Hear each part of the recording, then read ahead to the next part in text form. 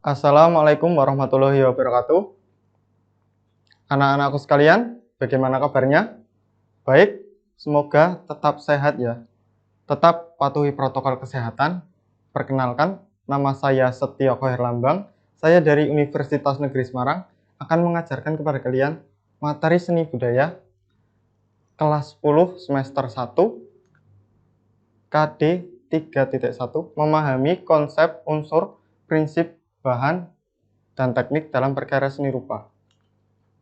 Setelah pembelajaran ini selesai, kalian semua diharapkan untuk mampu mengidentifikasi jenis karya seni rupa 2 dimensi, mengidentifikasi unsur-unsur seni rupa 2 dimensi, mengidentifikasi media seperti alat, bahan, dan teknik perkara seni rupa 2 dimensi, dan membandingkan satu karya seni rupa 2 dimensi dengan yang lain. Anak-anakku sekalian, apa itu seni rupa? Di mana kita dapat menemukan karya seni rupa. Sebenarnya, tanpa kita sadari, benda-benda di sekitar kita merupakan salah satu dari seni rupa tersebut. Namun, seringkali kita tidak mengetahui. Kita tidak dapat mengklarifikasinya, termasuk dalam jenis karya seni rupa apa. Namun, jangan khawatir, karena dalam pembelajaran kali ini, kita akan mempelajari hal-hal tersebut. Dimulai dari pengertian seni rupa. Seni rupa merupakan cabang seni yang selain dapat dinikmati menggunakan indera penglihatan, kita juga dapat merasakannya menggunakan indera peraba. Seni rupa itu menitik beratkan keindahannya pada perbentukannya. Atau seni rupa itu menitik beratkan nilai estetikanya pada wujud.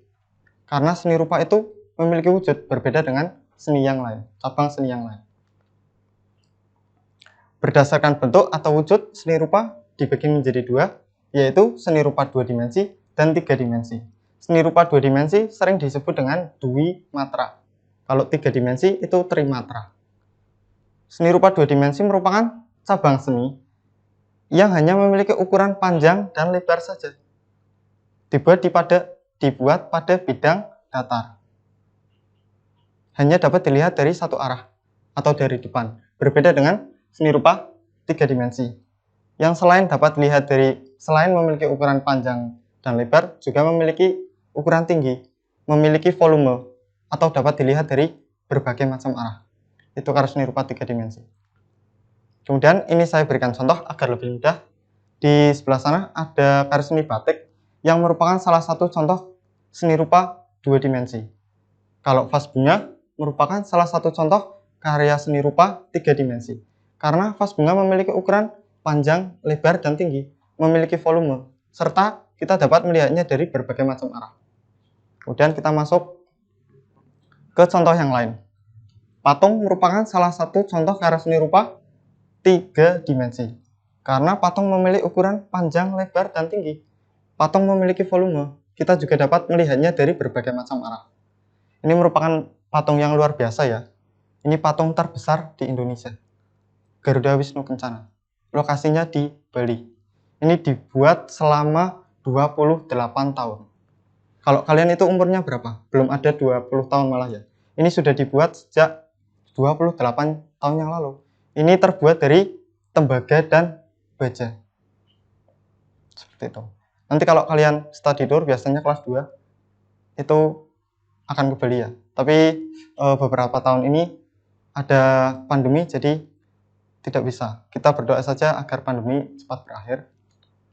Selanjutnya, kalau lukisan merupakan salah satu contoh karya seni rupa 2 dimensi. Karena hanya memiliki ukuran panjang dan lebar saja. Tidak memiliki volume. Kita hanya dapat melihatnya dari depan saja. Ini siapa yang melukis? Beliau merupakan salah satu mantan presiden Indonesia ya, Pak Susilo Bambang Yudhoyono. Atau kita sering menyebutnya Pak SBY. Kemudian seni rupa 2 dimensi sendiri dibagi lagi menjadi dua, yaitu seni rupa 2 dimensi murni dan terapan. Kalau murni itu karya seni yang dibuat hanya untuk memenuhi kebutuhan batiniah saja. Hanya kita nikmati keindahannya saja, tidak memiliki fungsi praktis, tidak memiliki segi guna, tidak dapat membantu manusia di kehidupan sehari-hari. Berbeda dengan seni terapan ya. Kalau terapan itu selain indah, kita juga dapat menggunakannya karena memiliki fungsi praktis. Itu perbedaan seni murni dan seni rupa terapan. Kemudian kita lanjut. Ini ada contoh masing-masing satu ya. Seni murni dan seni rupa terapan. Kalau sebelah sana itu seni grafis. Grafis merupakan salah satu contoh seni rupa murni. Karena kita tidak dapat menggunakannya di kehidupan sehari-hari. Kita tidak dapat menggunakan seni grafis untuk memotong sayuran, untuk menerangi ruangan, itu tidak bisa. Berbeda dengan batik ya. Batik itu memiliki fungsi praktis. Karena selain indah, dia juga dapat digunakan untuk pakaian, sarung, dan lain-lain ya. Kemudian kita lanjut ke contoh yang lain. Ini contoh-contoh seni rupa murni, ada relief, lukisan, dan gambar. Kalau relief itu jelas seni murni ya, karena hanya dapat kita nikmati keindahannya saja. Begitu juga dengan lukisan dan gambar. Kalau bedanya lukisan dengan gambar itu apa? Kalau gambar itu medianya sifatnya kering. Kalau lukisan ya, itu sifatnya basah, seperti menggunakan cat poster, cat minyak, cat akrilik, dan lain-lain. Kemudian ini ada contoh seni rupa dua dimensi terapan. Poster merupakan salah satu contoh seni rupa dua dimensi terapan, karena poster selain indah juga dapat menyampaikan informasi, dapat digunakan untuk menyebarluaskan informasi. Begitu juga dengan seni desain dan kriya dua dimensi. Selain indah juga memiliki fungsi praktis. Seperti itu. Kemudian kita masuk ke materi selanjutnya, yaitu unsur-unsur seni rupa dua dimensi. Ada titik, garis, raut, atau bidang ya. Kalau titik merupakan unsur dasar. Unsur paling mendasar seni rupa dua dimensi itu titik. Kalau titik-titik digabungkan ya, titik-titik digabungkan itu dapat menjadi garis. Garis kalau digabungkan dapat menjadi raut atau bidang. Raut atau bidang tersendiri, ada dua macam, yaitu geometris dan organis. Di sebelah sana ada geometris. Terlihat ciri-ciri geometris itu bentukannya menyudut, memiliki sudut-sudut. Berbeda dengan organis ya, yang sifatnya lebih melengkung-lengkung. Namun ada beberapa yang menyudut, seperti contoh di bawah ini ya. Ini menyudut. Berarti gimana dong? Kalau ini berarti termasuk geometris? Tidak ya. Itu tetap merupakan organis. Kalau geometris itu lebih mudah gini. Kalau geometris itu kita masih dapat menghitung luasnya berapa. Kita dapat contoh ya, kalau kotak itu kita dapat menghitung luasnya sisi kalau sisi, atau kalau segitiga setengah alas kali tinggi, dan lain-lain. Itu masih kita dapat menghitung luasnya berapa. Berbeda dengan organis. Kalau organis itu kita sudah tidak dapat menghitung luasnya berapa. Dan kita lanjut ke unsur selanjutnya, ada gelap terang dan warna. Kalau gelap terang itu berkaitan dengan intensitas cahaya ya. Kalau warna merupakan unsur yang paling pokok sebagai ungkapan seniman. Warna sendiri ada tiga, yaitu primer, sekunder, dan tersier. Kalau warna primer merupakan warna dasar. Kalau sekunder itu merupakan gabungan antara dua warna primer. Kalau tersier itu gabungan antara warna primer dengan sekunder atau sekunder dengan sekunder. Ini ada warna-warna primer, sekunder, dan tersier.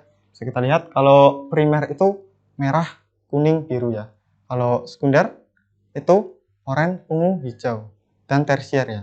Kalau warna sekunder itu seperti yang saya katakan tadi, terbentuk dari percampuran dua warna primer, seperti warna oranye yang terbuat dari warna merah dan kuning. Tapi gini, kalau warna sekunder kan terbentuk dari warna primer ya. Tapi kalau warna primer itu tidak dapat terbentuk dari warna sekunder.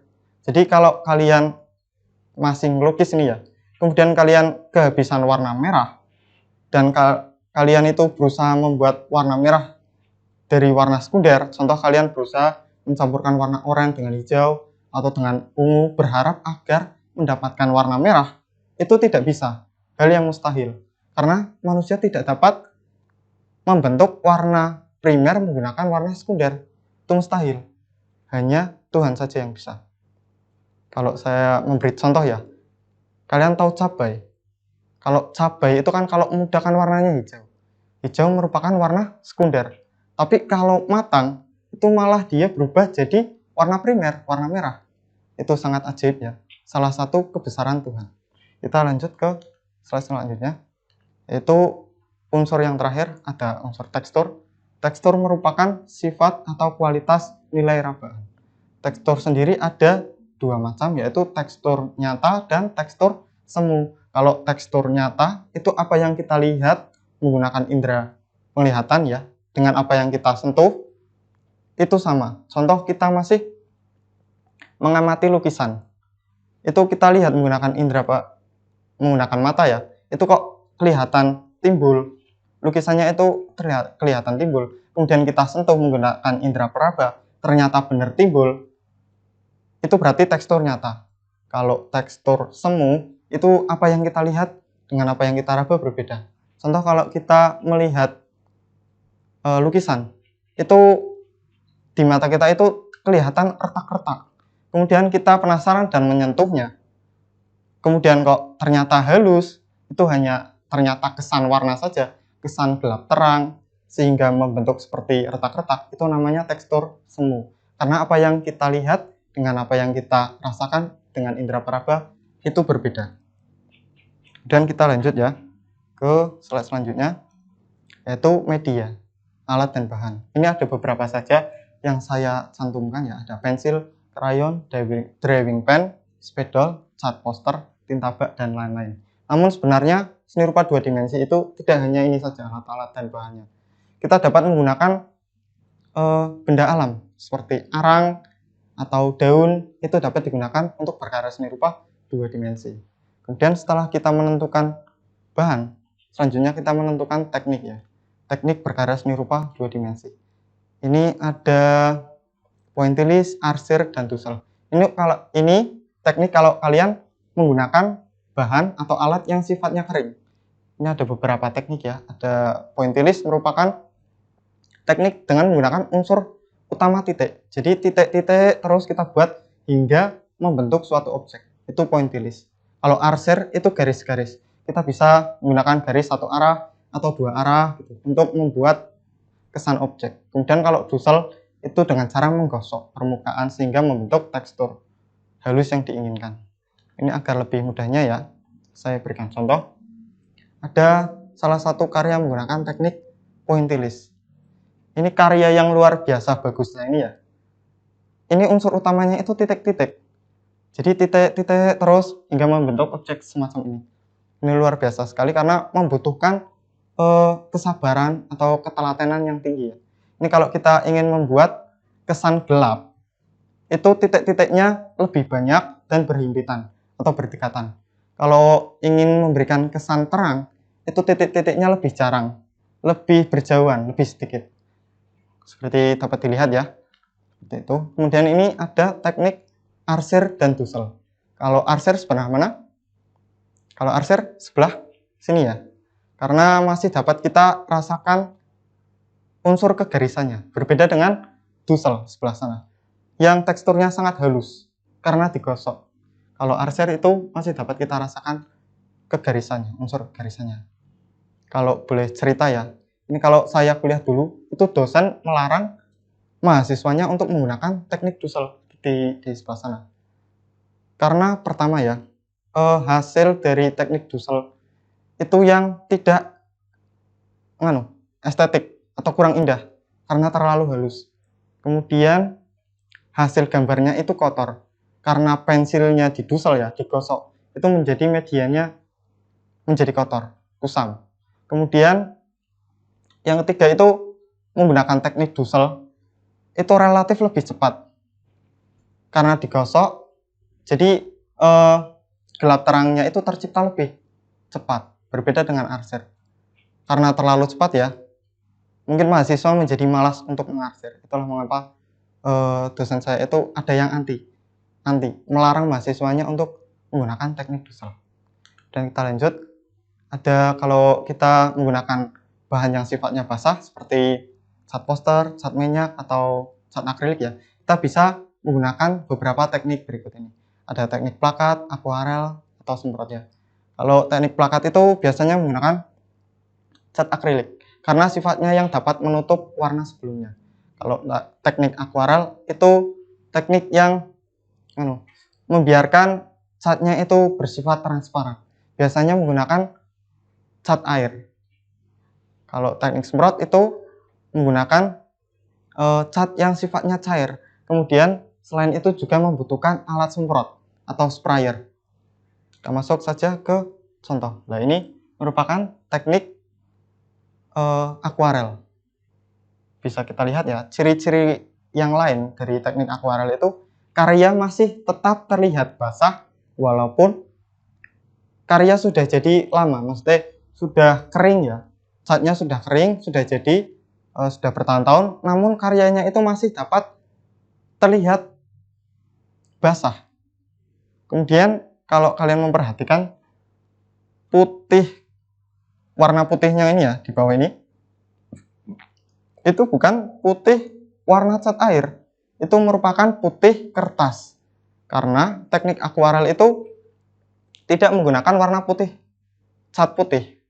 Jadi kalau kita sedang melukis ya menggunakan cat air, menggunakan teknik akuarel, kita harus berhati-hati untuk menyisakan warna putih kertas agar nantinya mendapat kesan cahaya.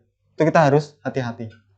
Teknik akuarel ini terkenal kesulitannya, tingkat kesulitannya dibandingkan dengan teknik yang lain. Kemudian kalau kita ingin mewarnai ya, itu kita harus mulai dengan warna-warna yang terang terlebih dahulu. Kalau kita ingin membuat contoh ya, ini bagian bawah juga, itu kita mulai dengan warna-warna yang terang seperti merah muda, kemudian baru ditumpuk warna-warna yang lebih gelap seperti ungu tua dan lain-lain. Karena sifat cat airnya itu yang transparan, tidak dapat menutup warna gelap sebelumnya, itu tidak bisa. Berbeda dengan teknik plakat. Kalau teknik plakat itu kita dapat sifat catnya itu dapat menutup. Jadi kalau kita mau menggambar sungai ya di bawah ini, itu kita dapat mengebloknya dulu. Kita dapat mewarnainya menggunakan warna hitam dulu semua, itu enggak masalah. Karena warna oranye itu bisa menutup warna hitam. Warna oranye, putih, biru itu bisa diberikan di akhir-akhir. Berbeda dengan teknik akuarel yang tadi ya, yang catnya sifatnya transparan, tidak dapat menutup warna yang lebih gelap. Kemudian kita lanjut.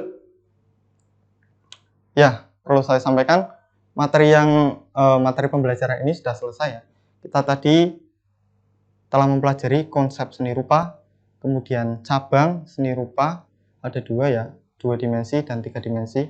Kemudian 2 dimensi sendiri itu dibagi lagi menjadi 2 dimensi murni dan 2 dimensi terapan. Kemudian kita juga mempelajari tentang unsur seni rupa, kemudian media dan teknik.